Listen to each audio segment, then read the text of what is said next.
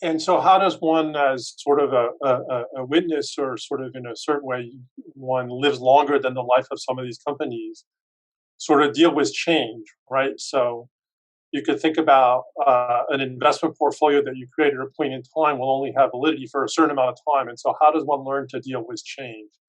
It's a question that I always ask my students. And I would just, how does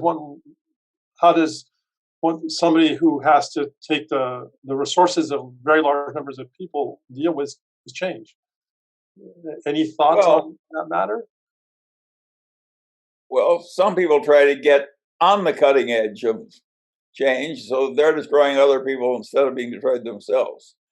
And those are the Googles and the Apples and so forth. Other people, like me, do some of that, joining things like Apple, and in some ways we just try and avoid big change that we think is likely to hurt us. And so Berkshire, for instance, owns the Burlington Northern Railroad. You can hardly think of a more old-fashioned business than a railroad business. But who in hell's ever going to create another trunk railroad? So it's a very good asset for us. And we made that success not by conquering change, but by avoiding it. Now, Burlington Northern itself has been quite clever at adapting technology to their railroad.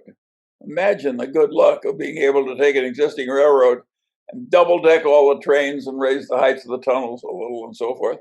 And all of a sudden you got twice the capacity at very little incremental cost, which is what that railroad has done.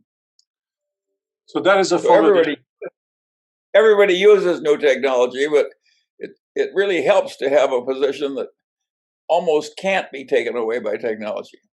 How else are you going to carry goods from the port of Los Angeles to Chicago, except on our railroad?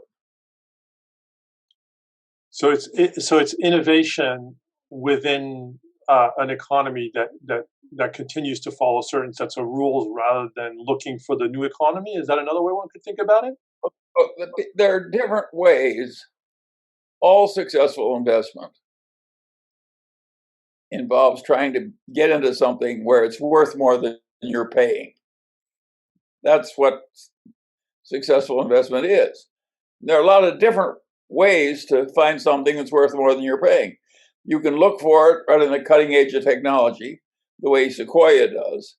The most remarkable investment firm in America is probably Sequoia.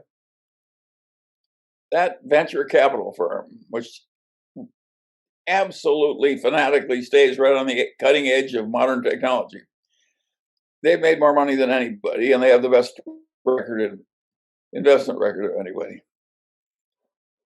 It's perfectly amazing what Sequoia has done.